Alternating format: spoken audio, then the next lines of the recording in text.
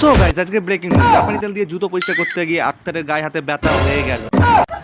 হ্যাঁ, মানে কেসটা হচ্ছে সকাল সকাল ঘুম থেকে উঠে বাইরে ওয়েদারটা দেখি, ওয়াও দিস ইজ দ্য খুব সুন্দর ওয়েদার। হ্যাঁ, ওয়েদার সুন্দর হোক খারাপ হোক তাতে আমার কি। এসব চিন্তা করতে করতে নজরটা চলে গেল, ও মাই গড, আমার বুটগুলো এত নোংরা। আজকে আমি মিটিং এ যাইনি, ঘরেই আছি, তাই ভাবলাম জুতোগুলো চকচক ধকধকে করলে কেমন হয়।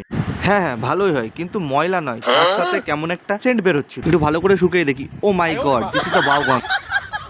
শালা জুতোটা যে পরিমাণ গন্ধ করছে, এটা তো নর্মাল সাবুন দিয়ে ধুলে হবে না। আমার তো মনে হচ্ছে এটা জাপানি সাবুন দিয়ে ধুতে হবে। নিয়ে নিলাম 1 প্লেট জাপানি সাবুন, সাথে একটা সুন্দর ব্রাশ, তার সাথে 1 বোতল জাপানি তেল। মানে জুতো পরিষ্কার করতে তো তেল লাগে না। Sorry sorry sorry.